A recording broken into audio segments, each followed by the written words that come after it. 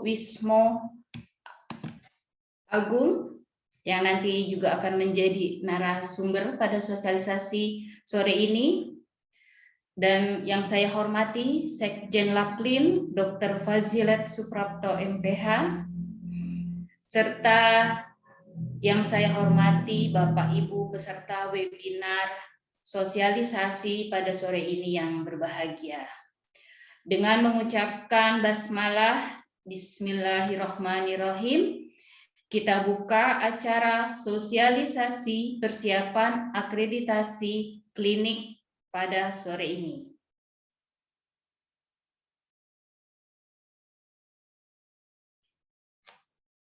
Bapak Ibu, untuk selanjutnya, mari kita bersama-sama menyanyikan lagu Indonesia Raya.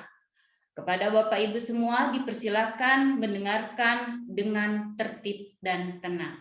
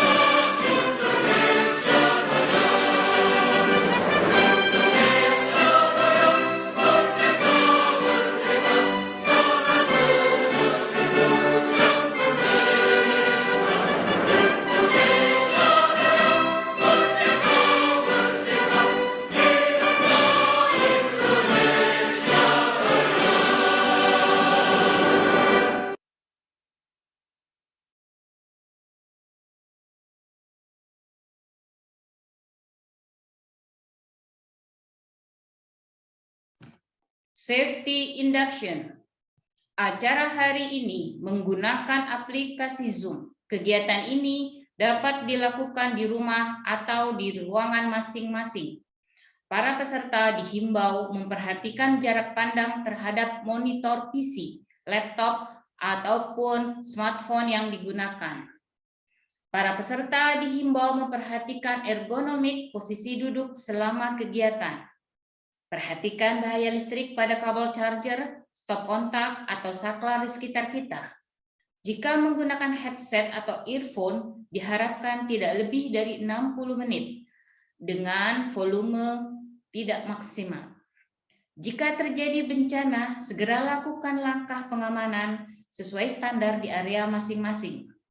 Tetap jaga kesehatan selama masa pandemi COVID-19 dan selamat mengikuti acara.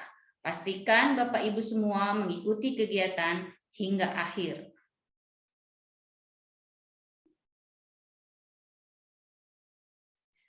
Tata tertib acara sosialisasi persiapan akreditasi klinik akan berlangsung kurang lebih 1,5 jam sampai pukul 17.00 atau jam 5 sore. ID peserta harus menggunakan nama asli, bukan nama perangkat atau nama instansi, dengan nama _ asal instansi. Peserta menggunakan virtual background yang telah ditentukan dan wajib membuka kamera selama acara berlangsung. Untuk kenyamanan acara kepada peserta agar mematikan suara atau memute mikrofonnya selama acara berlangsung. Semua peserta dapat mengajukan pertanyaan dengan menggunakan kolom chat.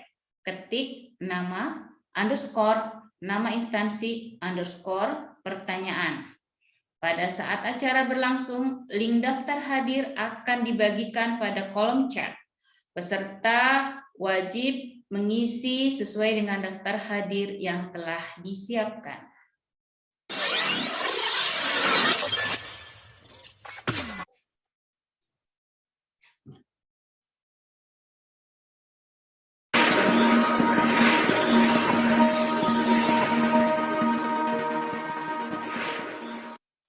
Bapak Ibu sekalian, narasumber pada sosialisasi sore ini adalah Dr. Tlogo Wismo Agung. Beliau adalah Ketua Harian Laplin, juga merupakan Wakil Sekretaris Jenderal PBID, Wakil Sekretaris ID Wilayah Jawa Tengah, Ketua PKFI Wilayah Jawa Tengah, sekaligus Surveyor Akreditasi FKTP Kemenkes RI. Untuk Bapak Dr. Tlogo Wismo Agung atau yang lebih dikenal dengan Dr. TW, silakan Pak Dokter untuk dimulai sosialisasinya. Terima kasih. Yang saya hormati Ketua Umum Laplin, Dr. Eci. Yang saya hormati Sekretaris Jenderal Laplin, Dr. Aci, Dr. Eci dan Dr. Aci. Dan teman-teman semuanya, Assalamualaikum warahmatullahi wabarakatuh. Alhamdulillah, wa syukurillah, Allahumma sholli ala Muhammad wa ala ali Muhammad. Pada kali ini kita bisa bertemu dalam acara sosialisasi akreditasi FKTP.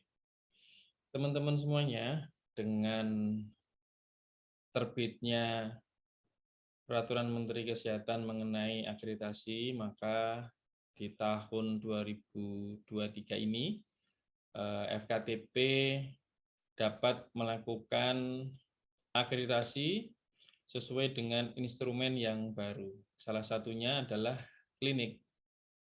Instrumennya sudah keluar. Di instrumen yang lama, klinik ada 503 elemen penilaian, tapi yang baru hanya sekitar 104 elemen penilaian sesuai dengan layanan klinik yang di masing-masing klinik. Nah, kalau dahulu klinik mengikuti akreditasi itu dikelola oleh Dinas Kesehatan. Klinik mendaftar melalui Dinas Kesehatan, kemudian dilanjutkan ke komisi. Nah, sekarang alurnya berbeda. Klinik harus memenuhi persyaratan-persyaratan tertentu, baru bisa mendaftar dan langsung ke lembaga penyelenggara akreditasi. Bahkan klinik dapat memilih lembaga akreditasi dari 13 lembaga yang ditetapkan oleh Kementerian Kesehatan, termasuk Laplin ini. Selain bisa memilih Laplin, teman-teman semuanya nanti bisa memilih surveyornya. Nah, ini yang menjadi semangat teman-teman semuanya. Selain instrumennya menjadi lebih sedikit, klinik bisa memilih surveyor. Juga biaya. Biayanya bisa ditekan serendah mungkin. Laplin nanti akan memfasilitasi agar proses akreditasi ini bisa mudah, murah, dan berkualitas. Pembiayaan yang paling menakutkan oleh klinik nanti bisa dipangkas habis oleh Laplin agar tetap dapat mengikuti survei akreditasi di tahun ini. Nah, teman-teman semuanya, bagi klinik yang sudah bekerja sama dengan BPJS, maka tahun ini paling terlambat, paling telat, bulan November, teman-teman sudah memiliki sertifikat akreditasi. Kenapa? Karena di bulan Desember, ketika klinik melakukan PKS dengan BPJS, sudah harus menyertakan sertifikat akreditasi. Ini pengantar. Kemudian nanti akan saya sampaikan syarat-syarat untuk ikut akreditasi seperti apa, dan nanti teman-teman semuanya bisa melakukan pertanyaan, ditulis di chat, sehingga nanti admin bisa menyampaikan untuk sesi tanya-jawab. Mari kita mulai sosialisasi persyaratan akreditasi FKTP, terutama untuk klinik.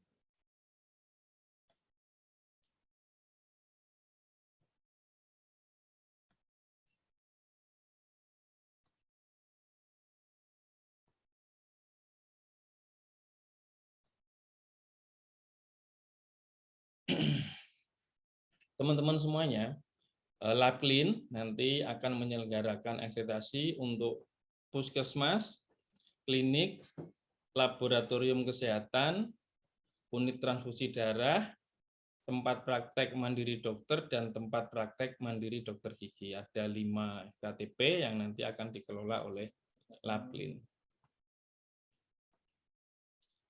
Nah, Peraturan Menteri Kesehatan yang baru terbit kemarin, nomor 34 tahun 2022 mengenai perintah akreditasi, ini akan mau tidak mau akan berlaku mulai tahun ini. Kebetulan lembaga akreditasi sudah ditetapkan, instrumen sudah ditetapkan, untuk klinik, puskesmas belum. Maka kali ini menjadi kesempatan teman-teman di klinik untuk bisa menyimak.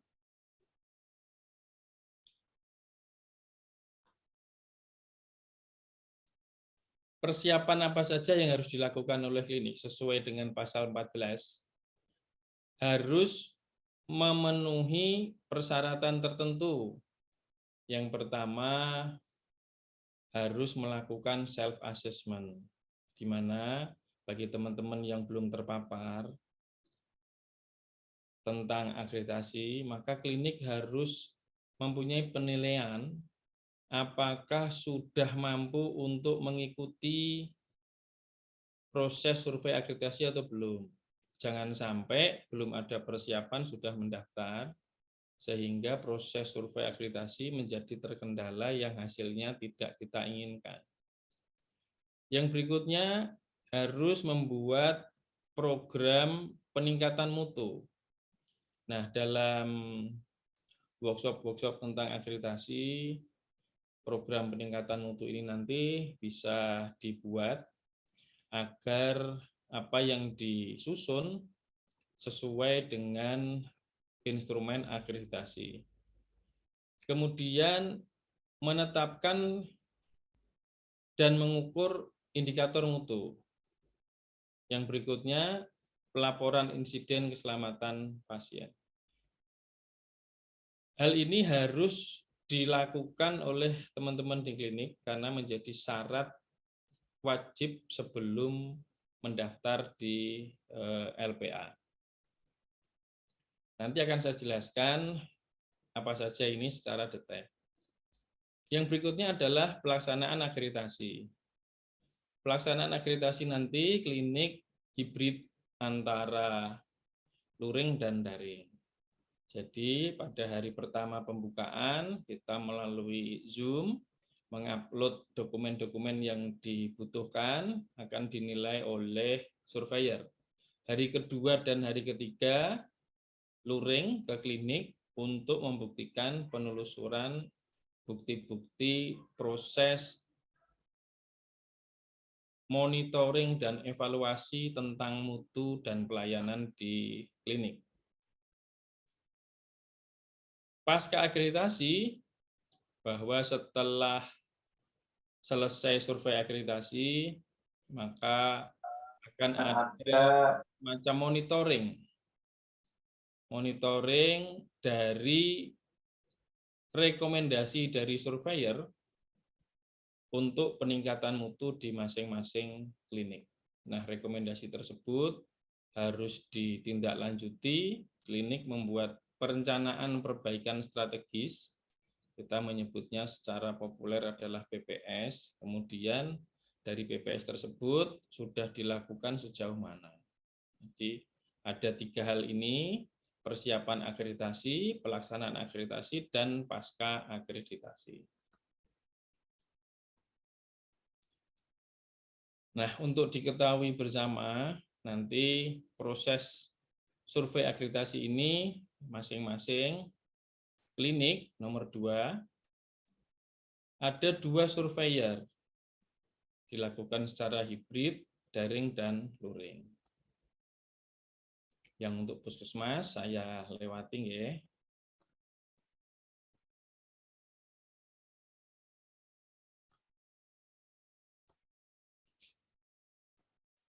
Nah, ini persyaratan-persyaratan klinik nanti agar bisa mengikuti survei akreditasi.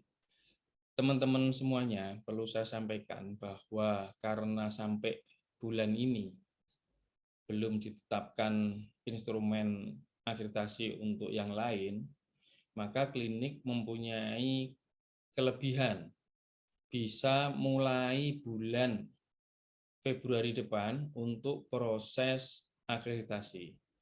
Sehingga teman-teman semuanya nanti bisa survei, kalau persiapannya 3 bulan, Februari, Maret, April, maka Mei atau Juni, kita bisa melakukan survei di klinik. Harapannya, kalau di awal semester ini, masih belum banyak yang mendaftar survei, sehingga teman-teman bisa memilih hari maupun nanti nama surveyor yang diinginkan. Tapi kalau sudah masuk semester kedua, mungkin karena banyak klinik, puskesmas, UTD, Labkes, semua ikut mendaftar, maka kemungkinan nanti menjadi antriannya menjadi lebih panjang. Nah, khawatirnya nanti di ujung tahun ketika PKS dengan BPJS, teman-teman belum memiliki sertifikat akreditasi. Maka syarat-syarat ini nanti bisa dimulai di bulan Februari. Yang pertama, klinik harus memiliki perizinan berusaha. Pasti teman-teman sudah punya ini. Ya, yang belum jelas adalah apakah sudah terintegrasi di Kemkes atau belum. Nah, ini nanti di slide yang lain nanti akan saya berikan link dari Kemkes untuk ngecek sudah terregistrasi atau belum. Yang kedua, penanggung jawab teknis klinik adalah seorang tenaga medis yang memiliki surat izin praktek di klinik tersebut. Nah, artinya PJ klinik harus seorang dokter dan memiliki SIP di klinik tersebut. Nah, saya rasa ini syarat kedua ini sudah semua, sudah terpenuhi. PJ-nya seorang dokter dan memiliki SIP. Karena rata-rata penanggung jawab klinik juga praktek di klinik tersebut. Nah, bagi yang belum, monggo nanti disesuaikan penanggung jawab kliniknya siapa, SIP-nya dipenuhi. Kemudian yang berikutnya, yang ketiga, seluruh tenaga medis dan tenaga kesehatan di klinik yang menyelenggarakan pelayanan kesehatan harus memiliki STR, surat tanda registrasi, sekaligus memiliki SIP, surat izin praktek. Jadi tenaga kesehatan, perawat maupun bidan atau analis, apoteker yang ada di klinik harus memiliki STR dan SIP. Saya rasa ini sudah hampir rata-rata klinik sudah memiliki syarat ini. Nah, yang perlu dipastikan adalah masih berlaku atau tidak. Nah, tolong dicek. Biasanya agak sering lupa, terlambat untuk pendaftaran re-registrasi di masing-masing organisasi profesi. Yang berikutnya harus sudah dibuktikan ini melalui sistem informasi sumber daya manusia kesehatan.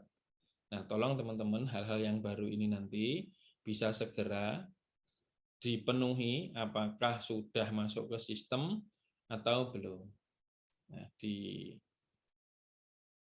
PKFI Jawa Tengah yang sudah berjalan, sudah memberikan workshop, sosialisasi, bahkan pendampingan untuk klinik yang nanti bisa diadopsi oleh PKFI Pusat untuk seluruh Indonesia. Nanti akan dibuat workshop-workshop untuk membantu teman-teman klinik agar ada yang mendampingi dalam proses akreditasi tersebut.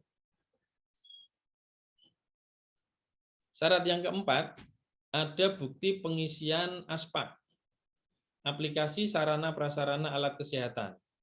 Nah, ini juga hal yang baru, teman-teman semuanya, bagi klinik-klinik yang belum mengetahui apa itu ASPAK, nanti ada sesi workshop bagaimana mengisi ASPAK. Harus terupdate 100% dan 100% divalidasi oleh Dinas Kesehatan Kabupaten atau Kota. Nah, ini nanti teman-teman klinik harus bekerja sama dengan Dinas Kesehatan untuk persyaratan keempat ini. Selain mengentri data tenaga kesehatan, juga harus mendapat validasi oleh Dinas Kesehatan. Yang berikutnya adalah bukti pelaporan indikator nasional mutu, INM. Nah, ini hal yang baru bagi teman-teman semuanya. Kalau di puskesmas ini sudah berjalan, tapi kalau di klinik ini harus diisi paling tidak 3 bulan terakhir. Maka kalau nanti kita sudah on proses bulan Februari, Maret, April, maka Mei dan Juni kita sudah bisa melakukan akreditasi sekaligus mengisi dokumen-dokumen instrumen. Tapi bagi klinik yang dulu sudah pernah melakukan akreditasi, maka syaratnya adalah 12 bulan terakhir. Menjadi lebih berat bagi klinik yang sudah pernah akreditasi. Selain INM, maka ada bukti pelaporan IKP, indikator keselamatan pasien, juga melalui aplikasi mutu fasilitas pelayanan kesehatan, sama untuk 3 bulan terakhir bagi yang belum pernah akreditasi, tapi 12 bulan terakhir bagi yang sudah pernah melakukan akreditasi. 6 syarat tersebut harus dipenuhi. Maka teman-teman semuanya dibutuhkan semacam workshop untuk membantu teman-teman mengisi. Nanti pasca sosialisasi ini, Laplin akan membuat semacam sosialisasi bagaimana cara memenuhi 6 syarat tersebut. Mungkin bisa bekerja sama dengan PKFI, karena PKFI sudah jalan untuk pendampingan klinik untuk memenuhi persyaratan tersebut. Untuk laborat saya lewati nggih. Tapi untuk ini tempat praktek mandiri dokter dan dokter gigi akan saya sampaikan. Syarat yang pertama adalah terregistrasi di Kementerian Kesehatan. Nanti di slide yang lain akan saya sampaikan linknya. Kemudian memiliki SIP yang masih berlaku. Ada bukti pelaporan indikator mutu sama dengan klinik. Kemudian ada bukti pelaporan IKP, sama 3 bulan terakhir. Nah, indikator mutu yang kita sebut tadi apa saja? Ini untuk tempat praktik mandiri dokter dan dokter gigi. Ada yang pertama kepuasan pasien. Jadi harus ada semacam cara atau metode dokter harus memiliki bagaimana mengetahui apakah pasien kita ini puas atau tidak. Nah, teman-teman semuanya bisa memanfaatkan beberapa hal. Yang pertama, medsos. Biasanya pasien itu kalau mau mengeluh atau memuji, ini yang paling sering adalah di Google Map. Nah, tolong nanti itu bisa dimanfaatkan. Kemudian melalui media sosial yang lain, Facebook, Instagram, Twitter, WhatsApp, atau yang terakhir yang paling mudah mungkin TikTok. Nah, ini bisa dimanfaatkan untuk mengukur kepuasan pasien. Selain itu, yang konvensional melalui kuesioner atau melalui kotak saran, koin kepuasan. Nah, ini nanti bisa dipakai untuk mengukur kepuasan pasien. Yang berikutnya adalah kepatuhan penyediaan sarana dan prasarana kebersihan tangan. Mungkin ini bisa menyediakan wastafel atau hand sanitizer sesuai dengan kondisi masing-masing tempat praktek dokter dan dokter gigi. Yang ketiga, ini yang mungkin agak sulit bagi dokter, tapi harus dilakukan adalah kepatuhan kunjungan pasien hipertensi sesuai jadwal kontrol untuk tempat praktek mandiri dokter. Nanti dibuktikan di rekam medis. Nah, untuk dokter gigi, indikator mutunya adalah penurunan skor oral hygiene index simplified. Ini untuk dokter gigi. Nah, untuk klinik ada 4. Yang pertama, kepatuhan kebersihan tangan. Apakah petugas di klinik tersebut semuanya melakukan cuci tangan, baik dari pendaftaran sampai di kasir, di farmasi. Ada 6 langkah, apakah sesuai 6 langkah. Kemudian durasi cuci tangannya, apakah sudah sesuai. Kemudian 5 event cuci tangan sudah dilakukan atau belum. Yang berikutnya, kepatuhan penggunaan alat pelindung diri. Nah, 2 hal tersebut, kepatuhan kebersihan tangan dan penggunaan alat pelindung diri ini, nanti teman-teman semuanya bisa melakukan 3 kelompok. Yang pertama, untuk seluruh klinik, petugas klinik. Yang kedua, yang diprioritaskan, misalkan di bagian UGD, di bagian laborat, ini menjadi prioritas, atau di masing-masing unit. Mungkin saja di pendaftaran dengan di UGD akan berbeda kewajiban untuk cuci tangannya. Karena rata-rata di pendaftaran tidak bersentuhan dengan pasien. Yang ketiga, yang berikutnya adalah kepatuhan identifikasi pasien. Ini saya rasa teman-teman sudah melakukan semuanya, sehingga tidak perlu kita khawatirkan. Yang keempat, kepuasan pasien sama dengan dokter praktek mandiri tadi. Ada beberapa yang bisa dilakukan metodenya, baik konvensional maupun yang media sosial. Nah, ini harus dilakukan semuanya 3 bulan terakhir sebelum mendaftar survei akreditasi. Untuk yang puskesmas saya lewati ya, laborat juga saya lewati, unit transfusi darah juga saya lewati. Nanti ini materinya bisa dibagi agar teman-teman semuanya nanti bisa belajar lebih detail lagi. Nah, pada pasal 24, penyelenggaraan akreditasi puskesmas, klinik, labkes, UTD, TPMD, dan TPMDG, prosesnya adalah seperti ini. Yang pertama, Pasienkes ini akan mendaftar ke lembaga penyelenggara akreditasi. Misal nanti teman-teman mempercayai Labklin untuk melakukan survei, maka mendaftarnya ke Labklin. Kemudian nanti akan ada penjadwalan, kemudian tanggal berapa survei, kemudian pelaporan hasil survei, ini nanti dari surveyor ke LPA, ke Laplin, ini waktunya 2 hari. Kemudian diverifikasi laporan tersebut oleh lembaga, oleh Laplin. Kemudian rekomendasi keluar, apakah terakreditasi atau tidak terakreditasi. Kemudian dilaporkan ke Kemkes, ini blok yang kuning ini, baru ditetapkan status akreditasi. Dari LPA ke Kemkes ini paling lambat 3 hari.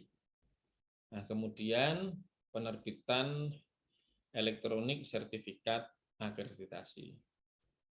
Nah, jadi tidak perlu menunggu lama seperti yang lampau. Kita 1 minggu dari hari survei sudah muncul penetapan status akreditasi beserta penerbitan elektronik sertifikat akreditasi.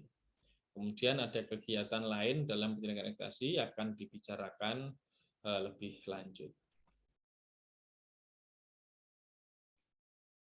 Nah, karena ini sudah sistem online semua, maka nanti pendaftaran dari Vaskes, fasilitas kesehatan, bisa langsung ke Laplin melalui aplikasi.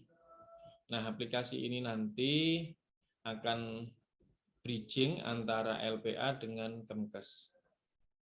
Nanti urut-urutannya adalah Fasyankes mengajukan usulan dan kesiapan survei ke admin LPA, ke admin Laplin. Kemudian Laplin akan mengecek apakah persyaratan 4 tadi sudah terpenuhi atau belum. Kalau sudah terpenuhi, maka akan menyetujui kesiapan survei dan penjadwalan survei. Nah, kemudian surveyor akan turun ke klinik untuk melakukan survei selama 1 hari daring dan 2 hari luring. Kemudian surveyor membuat laporan survei ke LPA, kemudian diverifikasi oleh Laplin. Dari Laplin akan membuat rekomendasi yang ditandatangani oleh ketua Laplin ke Kemkes. Dari Kemkes nanti ada penetapan akreditasi dan diserahkan ke Fasyankes. Ini dalam satu kesatuan aplikasi rangkaiannya. Nah, secara garis besar ini link registrasi ini yang hijau di atas, kemudian yang biru dan yang hijau ini. Yang pertama hijau ini di Fasyankes. Kita cek dulu. Kalau Fasyankes belum terakreditasi, maka harus registrasi dulu di link ini. Registrasi Fasyankes Kemkes Kuit. Kalau sudah terakreditasi, langsung login ke DFO Kemkes Kuit. Nah, ini untuk mengajukan permohonan tanggal kegiatan survei. Nah, tadi di awal saya sampaikan, setelah ada permohonan, LPA akan memilih surveyornya. Nah, ini nanti klinik boleh memilih surveyornya untuk menyurvei di klinik panjenengan semuanya. Tentu saja kalau surveyornya tidak berbenturan dengan kegiatan survei di klinik yang lain. Nah, kalau nanti berbenturan, maka akan dicarikan surveyor yang lain. Atau kalau nanti surveyornya kita juga penuh, maka akan melibatkan lembaga penyelenggara akreditasi lain agar jadwal survei ini tidak berubah. Karena panjenengan semuanya sudah mempersiapkan dengan susah payah, maka nanti tetap akan dilakukan survei. Nah, setelah LPA, Laplin, dan surveyornya ini sudah terpilih, maka di hari pertama daring, semua dokumen yang diminta di surveyor ini nanti diupload. Jadi telusur dokumen nanti melalui Zoom.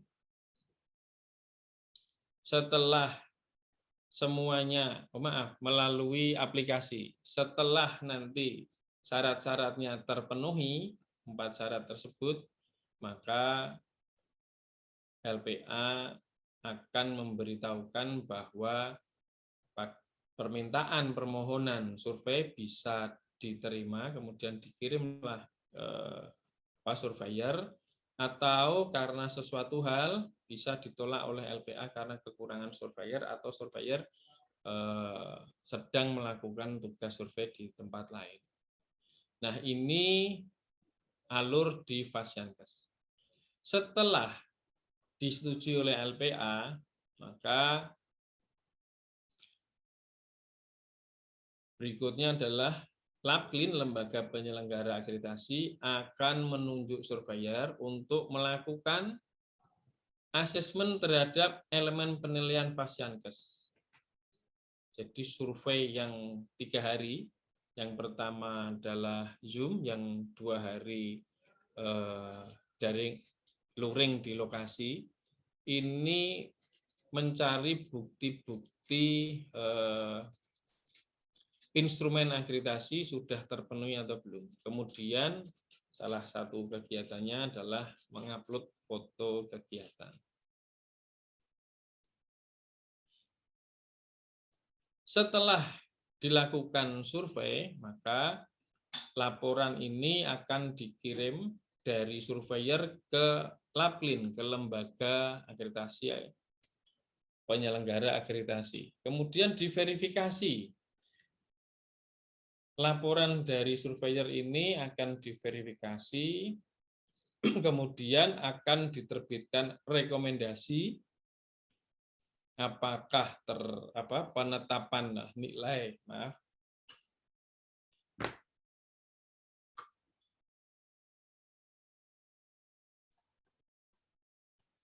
penetapan nilai dari klinik tersebut, kemudian mengirim rekomendasi ke Ketua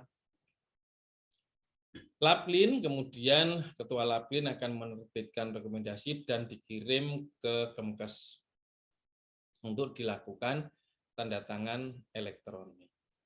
Ini proses-proses yang nanti akan dilalui mulai dari persiapan syarat akreditasi yang harus dipenuhi sampai pendaftaran hingga dilakukan survei akreditasi sampai mendapatkan sertifikat akreditasi. Nah, ini login user SINAF, nanti teman-teman semuanya bisa mengecek apakah sudah terdaftar atau belum. Ini ada linknya yang tadi sudah saya sebutkan. Nanti teman-teman pasca sosialisasi ini bisa mengecek semuanya. Kalau belum terregistrasi, maka harus registrasi. Kalau sudah, bisa melanjutkan.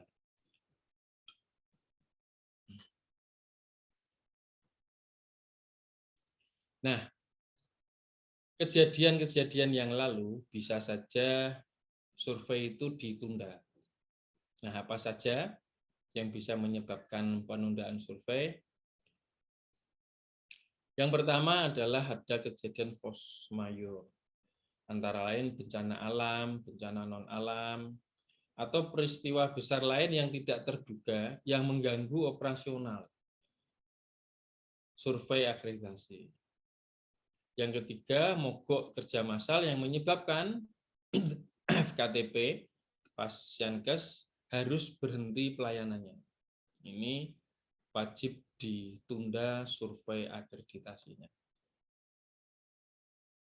Keadaan penundaan jadwal harus dituangkan dalam kesepakatan pelaksanaan akreditasi. Penyampaian adanya penundaan survei disampaikan Fasyankes paling sedikit 7 hari kerja melalui SINAF sebelum tanggal pelaksanaan survei. Nah, penyampaian penundaan ini selain dikirim ke LPA, juga harus tembusan ke Kementerian Kesehatan. Jadi, teman-teman semuanya nanti pada saat survei akreditasi masih bisa menunda jika alasannya memang memungkinkan untuk ditunda. Kemudian penghentian survei. Bisa jadi dalam proses survei akreditasi harus dihentikan prosesnya. Karena apa? Salah satunya adalah tidak mematuhi ketentuan kesepakatan pelaksanaan survei yang telah ditandatangani antara Fasyankes dengan lembaga penyelenggara akreditasi. Kemudian lembaga penyelenggara akreditasi akan menyampaikan penghentian survei kepada Fasyankes tersebut dan tembusan kepada Kementerian Kesehatan, Dinas Kesehatan Provinsi, dan Dinas Kesehatan Kabupaten Kota. Nah, ini yang perlu saya sampaikan. Kalau di Peraturan Menteri Kesehatan tentang akreditasi, itu hanya menyebutkan terakreditasi atau tidak terakreditasi. Tapi ada grading. Nah, untuk status akreditasi di klinik mendapat status paripurna jika seluruh bab mendapat nilai 80%. Nah, teman-teman semuanya, ada 3 bab. Jadi, bab 1 80%, bab 2 80%, bab 3 80%.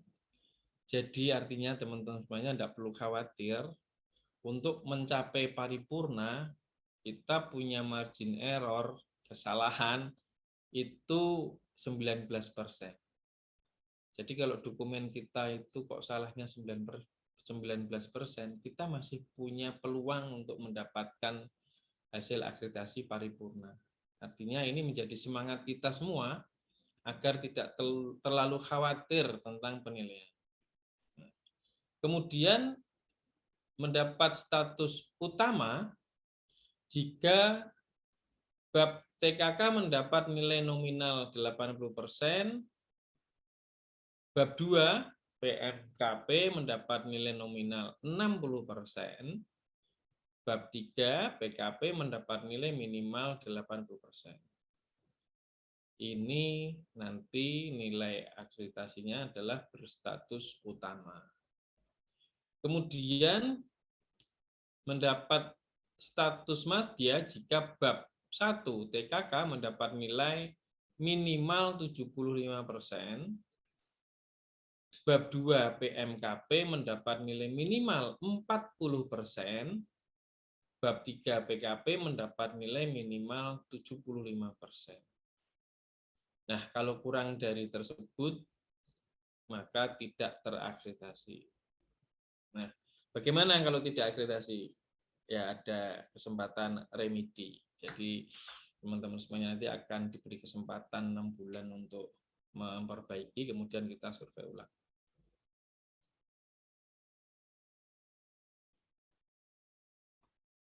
Nah, untuk status akreditasi tempat praktek mandiri dokter dan tempat praktek mandiri dokter gigi dikatakan terakreditasi jika seluruh bab mendapat 80%, tidak terakreditasi jika bab 1 kurang dari 80%, bab 2 juga kurang dari 80%.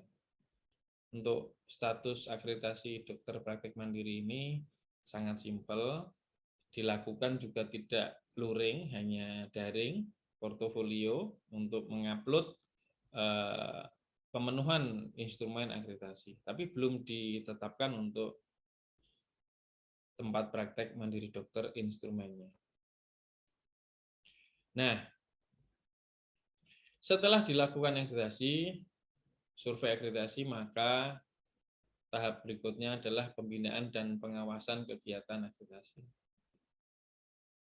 Siapa saja yang terlibat, stakeholder-nya adalah Menteri dan Gubernur.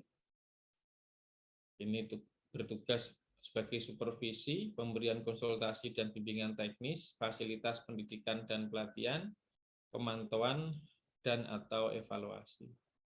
Untuk bupati atau wali kota, memfasilitasi pemahaman standar akreditasi, pembinaan penyusunan PPS, pembinaan dalam penyelenggaraan peningkatan mutu, pembinaan dalam penetapan dan pengukuran indikator mutu, dan pembinaan dalam pelaporan IKP, insiden keselamatan pasien.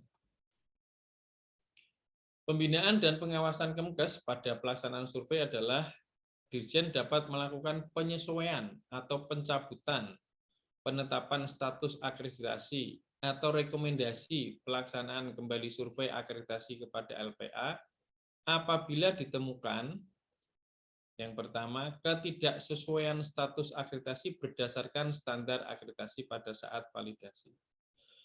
Jadi pada saat dilakukan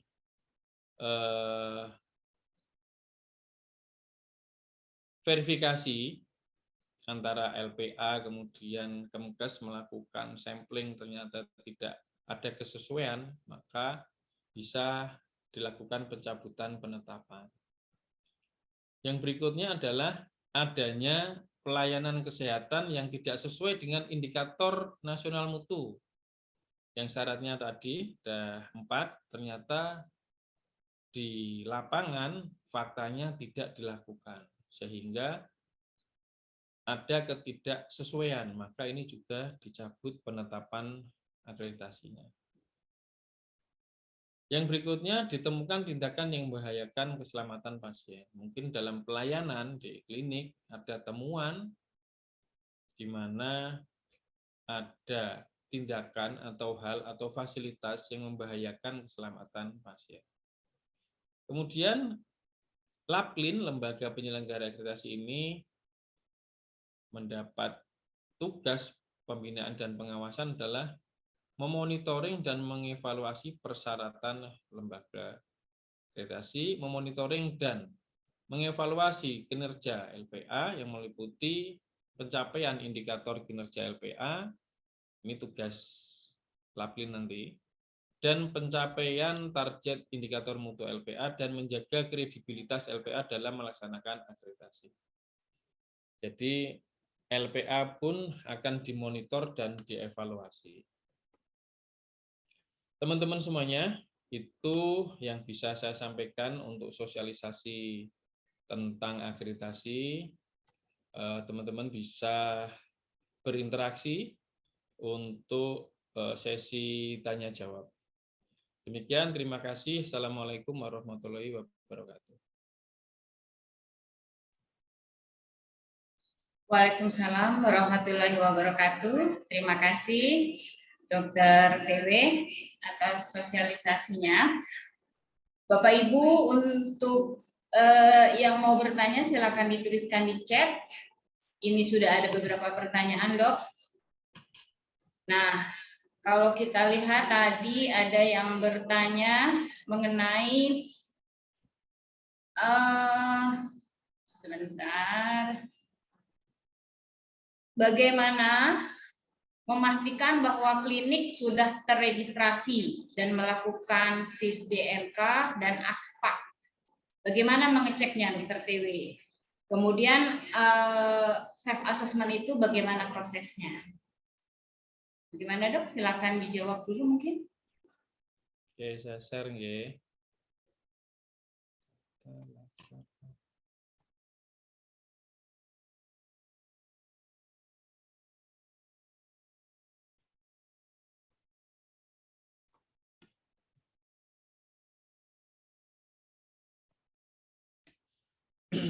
Ini sudah tampilannya sudah muncul belum? Sebaiknya tidak saya tutup ya. Nah, jadi teman-teman semuanya nanti bisa, nah ini bisa ngecek jika belum terregistrasi maka kita harus melakukan registrasi dulu di registrasi.fasiankes.kemkes.go.id. Monggo nanti bisa dilakukan. Kemudian kalau Aspak ada aplikasinya sendiri, Aspak tersebut.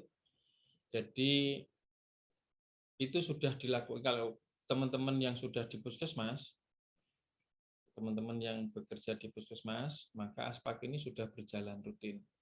Nah, kemudian klinik juga nanti harus mengupload fasilitas kesehatan apa saja yang dimiliki klinik, kemudian sudah standar atau belum, terkalibrasi atau belum, itu nanti bisa dilihat di Aspak. Itu ada aplikasinya. Nanti teman-teman semuanya bisa, sebentar, kita melakukan itu besok kapan? Nah, PKFI Jawa Tengah akan melakukan workshop pengisian tersebut tanggal 26 Februari bagi teman-teman yang kepingin luring, bisa luring, nanti bisa di Solo ya, dilakukan di Solo. Nanti teman-teman akan mendapatkan informasi lebih lanjut. Tapi bagi teman-teman yang jauh dari Solo bisa melalui daring, Zoom. Nanti bisa ikut bagaimana cara mengisi, memenuhi 4 syarat yang diwajibkan oleh Kemkes. Demikian, Dok. Sudah terjawab ya. Bagaimana Pak Krisyanto dari Klinik Jagat? Nanti mungkin bisa, kalau masih belum puas, bisa dituliskan lagi di chat, di ruang chat. Lalu dari Bu Ratna, Klinik Saras Kolomandu, bertanya, klinik kami non BPJS, lalu operasionalnya masih juga sampai tahun 2025. Apakah masih harus segera untuk akreditasi? Mohon sarannya. Kira-kira kapan akreditasinya? Saran saya bagi yang belum PKS dengan BPJS bisa tarik nafas dulu nggih. Nafas lega untuk mendahulukan teman-teman klinik yang sudah PKS dengan BPJS karena wajib menyertakan sertifikat akreditasi ini di akhir tahun 2023. Artinya bagi klinik yang tidak bekerja sama dengan BPJS, karena syaratnya adalah nanti diproses izin operasional klinik yang habis 2025, maka nanti bisa melakukan survei akreditasi di tahun 2024. Nah, monggo nanti sambil melihat-lihat studi banding dengan klinik yang lain sudah akreditasi sehingga bisa mencontoh dokumen. Demikian. Terima kasih. Ada Ibu Hasanah nih bertanya nih Dok. Kalau boleh memilih nama surveyor itu apakah kebijakan LPA Laplin atau kebijakan secara umum? Atau dari kliniknya boleh memilih surveyor, nama surveyornya? Kebijakan secara umum. Jadi begini, penyelenggaraan akreditasi ini semua dikelola oleh Kemkes. Lembaga akreditasi hanya melakukan survei dan menyediakan surveyor saja. Tapi klinik diperbolehkan untuk memilih 13 LPA termasuk Laplin ini dan sekaligus memilih surveyornya. Demikian.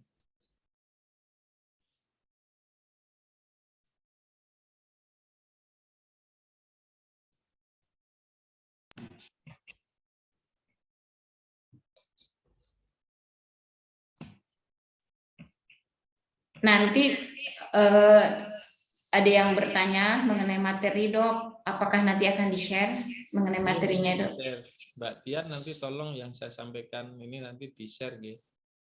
Ya Bapak Ibu, jadi materinya nanti di-share, nggak usah khawatir. Bapak Ibu juga jangan lupa mengisi resensi dari sosialisasi ini ya.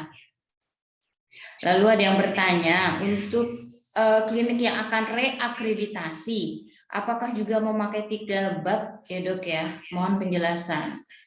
Oh, jadi memakai 3 bab karena instrumen yang baru adalah 3 bab, lebih mudah. Saya berikan ilustrasinya kenapa lebih mudah. Dulu 503 elemen penilaian, sekarang 104. 104 itu pun kalau pelayanan klinik tersebut lengkap. Ada rawat inap, ada pelayanan diagnostik radiologi. Kalau tidak ada rawat inap, tidak ada pelayanan radiologi, maka otomatis EP-nya akan turun.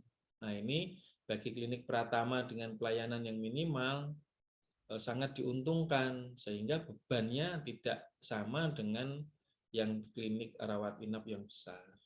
Jadi nanti menjadi 3 bab, dok, tidak perlu khawatir karena dokumen yang lama masih bisa dipakai, tidak perlu dirubah, diganti, dan sebagainya, tinggal memasukkan sesuai dengan instrumen yang baru. Kecuali kalau sudah 2 tahun, maka harus ada bukti review dokumen.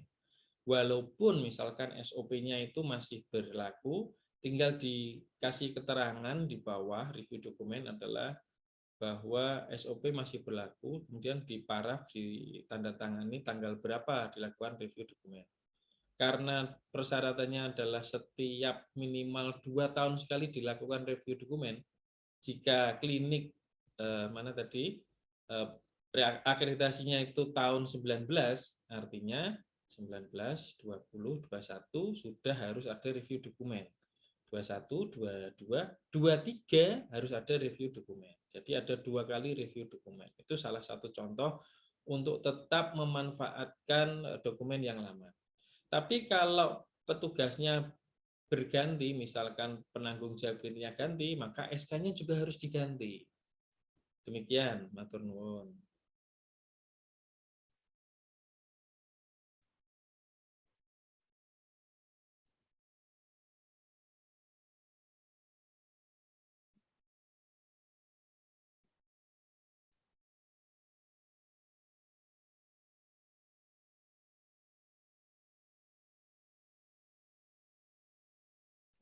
Maaf tadi masih di mute. Baik, saya ulangi. Jadi untuk Dr. Nuning dari Rumah Sakit Bakti Medical Care bertanya, untuk reakreditasi klinik dan puskesmas dilakukan setiap berapa tahun ya dok? Binwasnya dilakukan oleh LPA atau Dinkes dan Bupati? Terima kasih. Oke.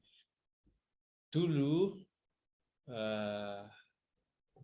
keputusan Menteri Kesehatan tentang akreditasi adalah 3 tahun. Artinya bagi klinik yang sudah diakreditasi tahun-tahun kemarin berlaku 3 tahun.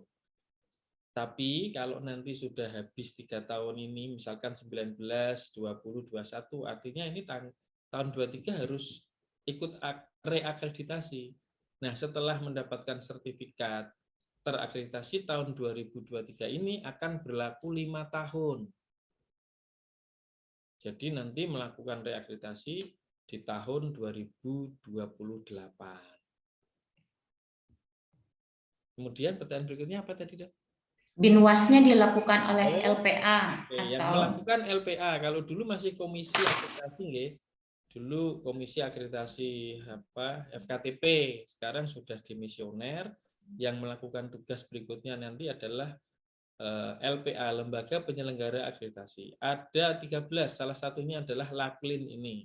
Nah, LAKLIN ini akan mengedepankan bagaimana mengelola survei akreditasi ini berbiaya murah, mudah dalam pendampingan, kemudian tetap berkualitas, sehingga tidak terlalu membebani klinik untuk proses akreditasi, agar teman-teman di klinik segera bisa melakukan akreditasi, agar tidak terlambat dalam PKS dengan BPJS, klinik sudah memiliki sertifikat akreditasi. Demikian, matur nuwun.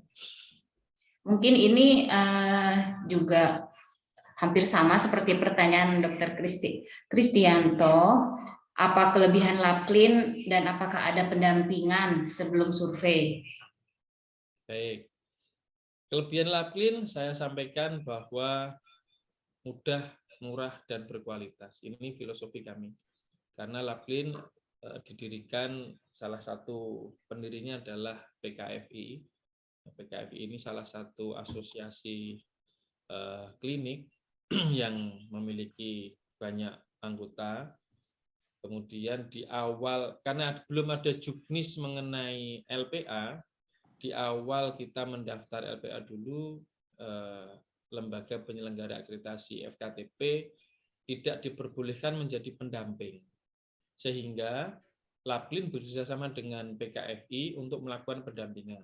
Kita sudah mulai dari Jawa Tengah, kita sudah melakukan workshop-workshop, sosialisasi, memproduksi, kok istilahnya memproduksi ya, melatih teman-teman PKFI untuk menjadi pendamping internal di keanggotaan klinik di PKFI, juga sekaligus pendampingan. Tapi kemarin pada saat kick-off di Denpasar, Bu Dr. Yani mengatakan kalau nanti lembaga juga diperbolehkan untuk melakukan pendampingan. Kalau di rumah sakit, antara surveyor pendamping dengan surveyor akreditasi dipisahkan.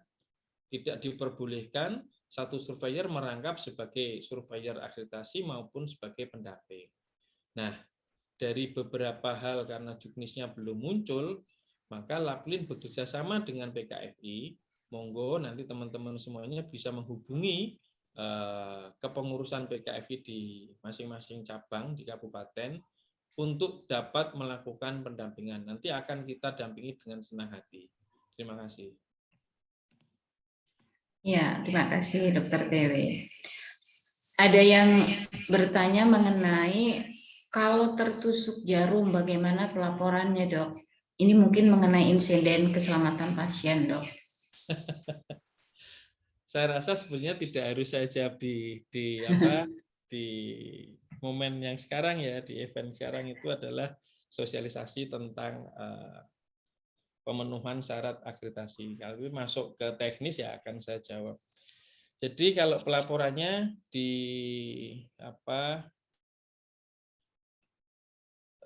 IKP, indikator keselamatan pasien, di situ sudah ada kolom-kolomnya, tinggal dilaporkan. Nah, apakah itu masuk ke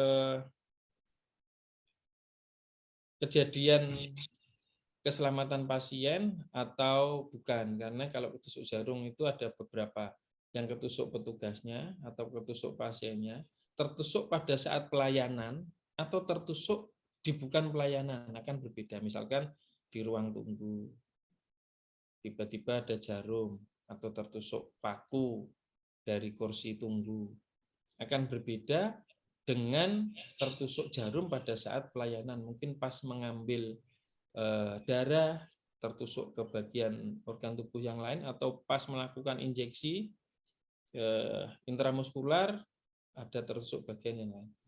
Jadi ada kolom-kolom yang harus diisi. Demikian. Ya, mungkin nanti PKFI bisa membuat workshopnya tersendiri atau pelatihannya ya, Dok ya, untuk IKP ini. Lalu ada yang bertanya juga, kalau untuk pemilihan surveyor tidak kenal dengan surveyornya, bagaimana cara memilihnya? Sampai saat ini lembaga penyelenggara akreditasi belum mengumumkan surveyornya karena belum dibuat juklak dan juknis bagaimana perekrutan. Jadi itu baru alurnya. Soal teknisnya nanti kalau sudah kenal ya monggo bisa dipilih. Kalau tidak kenal ya berarti seperti kegiatan survei yang kemarin pada saat masih dikelola oleh Komisi Akreditasi ya diterjunkan siapapun yang berangkat untuk melakukan survei di FKTP. Tapi tidak perlu khawatir. Siapapun nanti yang diterjunkan survei oleh Laplin, insya Allah kita sudah bekali bagaimana etika menyurvei di klinik dan dipastikan sudah mempunyai kompetensi. Jadi tidak perlu khawatir. Jadi sikap nanti akan ada umpan balik dari klinik bagaimana menilai kemampuan maupun etika surveyor Laplin. Demikian. Apakah surveyornya itu dari satu provinsi, Dok? Nah, Tadi sempat ada yang bertanya kelebihan dari Laplin. Jadi begini, kemarin pada saat dikelola oleh komisi itu kan surveyor bisa mendapat tugas sampai ke luar pulau, luar provinsi. Nah, Laplin nanti mempunyai konsep misalkan di Colomadu, tadi ya ada klinik Colomadu. Kita akan terjunkan surveyor di Solo Raya, tapi bukan dari Colomadu itu masuknya Karanganyar ya, nanti akan diterjunkan baik dari Sukoharjo atau dari Kartosuro atau dari Boyolali yang dekat, yang tidak jauh sehingga tidak membebani biaya transportasi ke klinik. Demikian. Dok, izin bertanya, untuk yang reakreditasi, untuk pengisian aspak INM dan IKP minimal 12 bulan. Kalau di Januari ini kita baru mengajukan, berarti pengajuan survei baru di bulan Februari 2024. Sedangkan BPJS mewajibkan klinik harus sudah terakreditasi di tahun 2023. Bagaimana ini dok? Apakah ada pengecualiannya tersendiri bagi klinik yang akan terakreditasi? Terima kasih. Seperti aplikasi indikator keselamatan pasien untuk klinik itu juga mulai bulan ini, sehingga kalau yang klinik reakreditasi harus 12 bulan, maka tidak mungkin bisa terpenuhi. Maka nanti karena kita LPA juga belum diundang oleh Kemkes bagaimana menyikapi peraturan ini, insya Allah nanti Laplin akan berusaha untuk memfasilitasi agar bisa cepat melakukan proses reakreditasi, maka mungkin syaratnya nanti bisa disamakan dengan yang baru agar cepat bisa terpenuhi syarat-syarat tersebut. Terima kasih. Kalau praktek mandiri, ada izin prakteknya, tapi belum akreditasi. Apakah masih boleh praktek? Sampai kapan batas waktu untuk akreditasinya untuk dokter praktek mandiri? Sama 31 Desember 2023. Nah, tapi kalau kita mau melihat peluang, ada ratusan ribu dokter praktek mandiri dan dokter gigi praktek mandiri, rasanya mungkin juga akan ada diskresi bagaimana pengelolaan akreditasi. Jadi tidak perlu khawatir, nanti pasti akan ada solusi. Kalau yang tidak bekerja sama dengan BPJS, tidak perlu khawatir, tidak masalah. Tetap monggo, silahkan praktek. Karena izin praktek sudah terbit, berarti punya kewenangan untuk praktek. Demikian. Dok, mau bertanya, kalau untuk survei berapa budget yang harus dikeluarkan? Juga untuk pendampingan berapa budgetnya? Dan untuk waktunya bagaimana? Oke. Untuk survei, nanti yang menentukan adalah Kemkes. Jadi lembaga penyelenggara akreditasi tidak membuat penetapan biaya sendiri. Nah, kalau ranknya adalah misal itu dilakukan 2 hari kerja, 2 surveyor, kemudian dihitung kalau dari Kemkes melakukan bimbingan teknis itu per jamnya 900.000, maksimal 4 jam. Nah, nanti kemungkinan sekitar maksimal 3 jam. Jadi 900.000 kali 3 jam sehari, kali 2 hari, kali 2 surveyor. Jadi tidak, kalau kita mungkin tidak akan menyentuh dari 20 juta. Pasti kurang dari 20 juta. Baik honor, transport, maupun akomodasi menginap 1 malam. Itu kalau dihitung kurang, mungkin ya sekitar 15. Tapi mohon maaf ya, ini karena belum ditetapkan, saya hanya memberi semacam ring saja. Dengan biaya itu untuk durasi sertifikat akreditasi yang 5 tahun, misalkan itu 15 juta, dibagi 5 tahun, maka kita tiap tahun hanya sekitar ya 3-4 juta sajalah menyisihkan sebagian hasil dari klinik untuk proses survei akreditasi. Artinya tidak akan sampai banyak insya Allah tidak akan sampai banyak. Laplin akan menekan biaya serendah mungkin, mengikuti apa yang sudah ditentukan oleh Kemkes. Tidak ada tambahan-tambahan lain. Tapi apa yang saya sampaikan ini belum ada dasarnya, baru kemarin draftnya saja. Demikian. Kalau untuk pendampingan, apakah Laplin ada biaya tersendiri, Dok? Kalau pendampingan, Laplin belum memiliki konsep, tapi PKFI sudah memiliki konsep dan sudah berjalan di cabang Karanganyar. Sudah ada beberapa klinik yang minta didampingi oleh PKFI. Nah, biayanya itu kesepakatan antara pendamping dengan klinik. Karena kebetulan itu anggota PKFI sendiri, jadi ya tidak banyak. Intinya jangan sampai pendamping itu datang, kok honornya terlalu rendah. Tapi juga karena kan mereka juga punya praktek juga, dokter juga yang mendampingi. Tapi juga jangan terlalu tinggi, nanti memberatkan klinik. Itu kesepakatan. Jadi kami hanya memantau saja, jangan sampai memberatkan klinik, juga jangan sampai merepotkan pendamping. Demikian. Pak Adam dari Klinik PKU Muhammadiyah Batu Retno bertanya, Dok, kalau survei akreditasi bukannya 1 hari daring, 1 hari luring ya, Dok? Untuk pembuatan panduan atau pedoman, apakah harus membuat sendiri atau bisa diambil dari pedoman yang di Kemkes, Dok? Oke, untuk yang tadi saya sampaikan itu belum ada ketetapan, baru draft. Nanti seperti apa petunjuk teknis dan pelaksanaannya. Jadi pada saat kita disosialisasikan adalah Zoom 1 hari, kemudian survei di klinik 2 hari 1 malam. 2 hari 1 malam. Nah, kemudian kalau pedoman silahkan, boleh banget. Jadi mau mengambil dari Kemkes, mau nyontoh di klinik yang lain, diperbolehkan. Asal jangan terus gelondongan. Ini harus ada penetapan. Ada SK yang berbunyi bahwa pedoman mengikuti dari pedoman Kemkes mengenai misal manual mutu, mengenai keselamatan pasien. Boleh, sangat diperbolehkan. Demikian. Izin bertanya, Dok. Kalau syarat untuk akreditasi, untuk klinik yang struktur organisasinya kepala kliniknya non-medis, di samping ada juga dokter penanggung jawab klinik, apakah harus menghilangkan jabatan kepala klinik? Karena di PMK 14 itu penanggung jawab adalah sekaligus pimpinan klinik ya, Dok?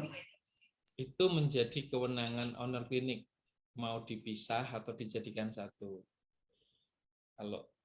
Kalau saya memberi advis ya dijadikan satu, penanggung jawab sekaligus kepala klinik.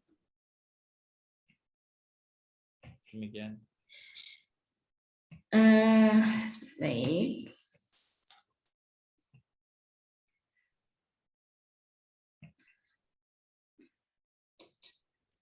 Untuk ini, Dok, untuk prosedur pengajuan ini maaf, Dok, saya telat ikut Zoom-nya.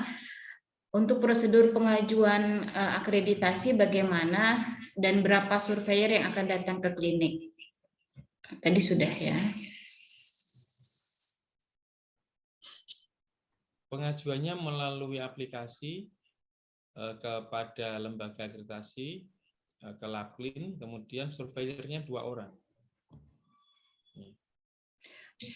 Untuk pendampingan, apakah ada grup Telegram tertentu atau grup WA, Dok? Ada. Nanti Dr. Husin bisa share di chat untuk nomor kontak person yang bisa dihubungi untuk pendampingan PKFI. Ya, monggo nanti dilihat di chat, nanti Dr. Husin akan memberikan kontak person yang bisa dihubungi. Terima kasih. Baik. Dok, kalau untuk klinik utama mata, apakah SA dan BAK-nya sama dengan klinik Pratama dan Puskesmas, Dok? Ini untuk klinik utama. Klinik utama mengikuti instrumen akreditasi klinik, bukan instrumen puskesmas. Terlalu berat nanti kalau puskesmas. Karena Puskesmas memiliki wilayah yang harus ada kegiatan UKM, ada kegiatan bab tentang prioritas nasional. Nah, yang kalau klinik hanya 3 bab saja, lebih mudah. Berarti klinik utama tetap sama ya dok ya, jadi tidak ada kekhususan untuk klinik utama. Ya. Kalau sebaiknya dok untuk survei itu pendaftarannya H-min berapa ya dok? Kalau kita mau mendaftar? Saya rasa jauh-jauh hari agar nanti kebutuhan surveyor ini bisa kita kelola dengan baik. Kalau terlalu mepet, khawatirnya nanti kekurangan surveyor. Sehingga surveyor yang diinginkan tidak bisa turun untuk survei di klinik tersebut. Jadi kalau masalah waktunya, saya rasa sampai saat ini pun kita belum memiliki juknisnya sehingga belum bisa menjawab secara detail. Karena nanti semuanya pakai aplikasi. Yeah. Dok, kalau pendampingannya dari Laplin, apakah menjamin hasil akreditasinya paripurna? Wah, saya tidak bisa memberi jaminan kalau masalah seperti ini. Jadi saya diberikan kewenangan saat ini masih dalam bentuk sebagai lembaga penyelenggara akreditasi. Juknisnya belum ada. Tapi kalau didampingi, insya Allah akan paripurna. Kenapa? Untuk mencapai paripurna tidak perlu nilai 100, cukup nilai 81 sudah paripurna.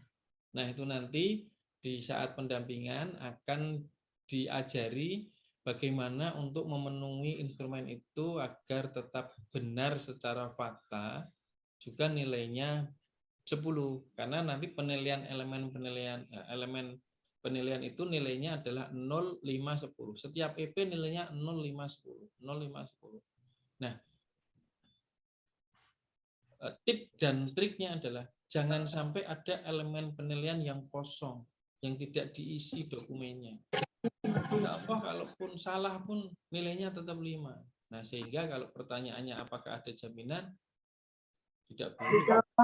Kalau nanti penuhi dokumennya, insya Allah paripurna. Ya. Bapak Ibu, ini ada nomor WA dari PKFI wilayah Jawa Tengah ya untuk informasi pendampingan. Silakan kalau mau dicatat. Ada yang bertanya untuk program prioritas nasional, Dok. Apa saja program prioritas yang wajib ada dokumennya sesuai syarat akreditasi? Kalau di Puskesmas ada satu bab khusus mengenai program prioritas nasional. Ini tidak ada. Tapi di indikator nasional mutu nanti akan muncul mengenai keterlibatan klinik untuk terapi TB, pasien terapi TB. Harus ada bukti klinik membantu program terapi melalui laporan-laporan ke Puskesmas, baik laporan penemuan kasus maupun mungkin saja klinik bersedia untuk memberikan terapi TB ke pasien, karena kadang ada pasien yang tidak mau ke Puskesmas, maunya ke klinik A karena sudah minded sama klinik tersebut. Itu salah satu contoh saja. Nanti di pendampingan akan diberikan. Baik, Dok, maaf izin tanya, apakah ada pelatihan menjadi surveyor? Apa saja syaratnya? Bagaimana menjadi surveyor Laplin? Oh ya, kalau mau menjadi surveyor Laplin, silahkan nanti mengisi registrasi sekaligus peminatan, karena ada surveyor klinik dan puskesmas itu jadi satu peminatan, kemudian ada klinik unit transfusi darah, ada peminatan labkes, surveyor labkes, ada dokter gigi dan dokter praktek mandiri. Nah, apakah ada pelatihan? Jadi begini, ketika Kemkes nanti membuka kesempatan lembaga akreditasi untuk mengirimkan calon surveinya untuk ikut ujian, karena nanti yang menguji adalah Kemkes, maka Laplin akan berusaha memberi pembekalan agar jangan sampai apa yang direkomendasikan Laplin ke Kemkes nanti tidak lulus. Nah, Laplin rugi karena misalkan seatnya adalah 30 peserta calon yang tidak lulus 20. Nah, maka nanti akan ada pembekalan sekaligus seleksi kira-kira siapa saja nih nilainya yang bagus internal di Laplin yang bisa kita rekomendasikan untuk ikut ujian di Kemkes. Demikian. Baik, Dok.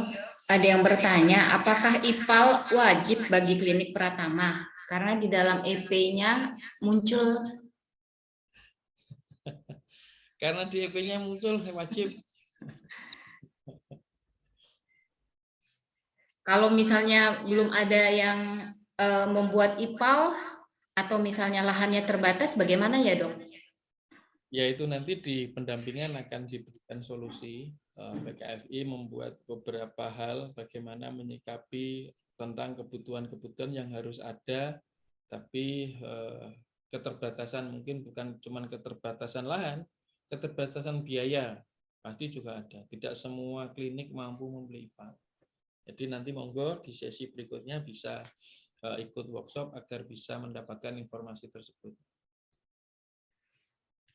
Baik, Dok. INM untuk klinik Pratama Rawat Inap, apakah sama dengan klinik Pratama Rawat Jalan? Sama. Sama ya.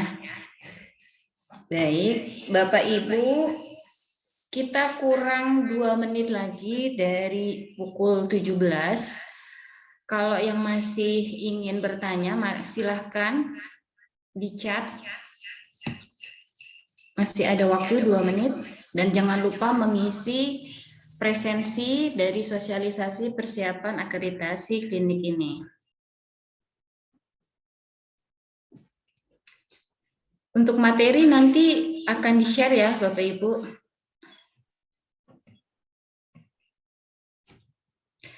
Dok, ada yang bertanya mengenai nomor-nomor kontak PKFI di daerah. Nah, itu dari mana bisa mendapatkannya, Dok? Bisa dibuka web PKFI, nanti di situ ada nomor kontak pengurus di seluruh Indonesia. Tapi sementara ini yang menghandle pendampingan masih PKFI Jawa Tengah. Jadi tolong dicatat nomor kontak PKFI Jawa Tengah yang sudah di-share di chat. Ada yang bertanya, kalau PKFI Jawa Tengah bisa pendampingan ke Garut, Jawa Barat, Dok? Kemarin sudah ada beberapa klinik di Garut yang bertanya. Insya Allah kita akan bisa melakukan pendampingan di Garut. Oke. Mungkin ini juga PKFI daerah lain mungkin nanti bertahap ya, Dok, ya, mulai ikut membuat pendampingan.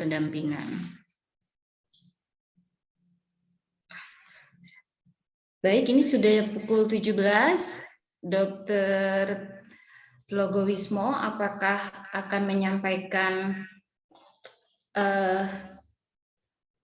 kata-kata terakhir, closing statement? Mengerikan. Monggo, Dok. Kata-kata terakhir ya, Dok. Closing statement. Silakan, Dok. Teman-teman semuanya yang sudah bergabung di acara Laplin ini acara perdana Laplin bersentuhan langsung dengan klinik.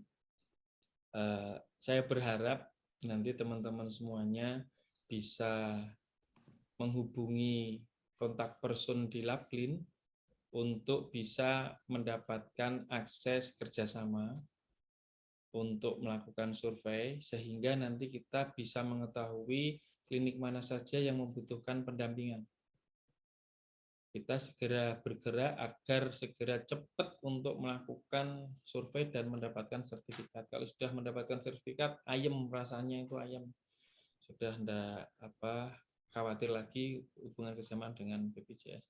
Kemudian saya tegaskan lagi bahwa Laplin akan mendampingi panjenengan semuanya agar akreditasi ini sesuatu yang mengasihkan. menyenangkan, bukan yang menakutkan. Instrumen apapun nanti akan kita dampingi agar terpenuhi. Mudah, murah, dan berkualitas ini akan menjadi semboyan kita bersama agar teman-teman di klinik bisa terfasilitasi. Demikian, terima kasih. Assalamualaikum warahmatullahi wabarakatuh. Semoga apa yang saya sampaikan bermanfaat. Terima kasih Dr. Tlagawismo atas presentasinya mengenai sosialisasi persiapan akreditasi klinik. Untuk Bapak Ibu, presensi dan materi sudah di-share di chat room. Silakan untuk di-download dan presensinya silakan diisi. Terima kasih atas perhatian dan keikutsertaan Bapak Ibu semuanya. Kami mohon maaf apabila ada kesalahan.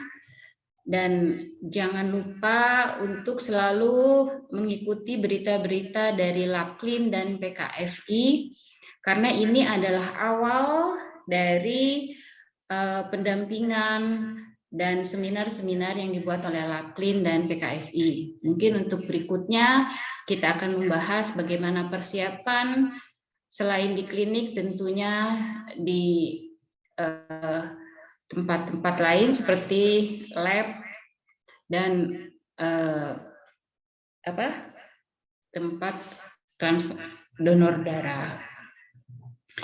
Baik Bapak Ibu sekalian, terima kasih atas perhatiannya. Sampai jumpa di webinar-webinar Laklin dan PKFI yang akan datang. Kita tutup dengan membaca hamdalah. Alhamdulillah Hirobil Alamin.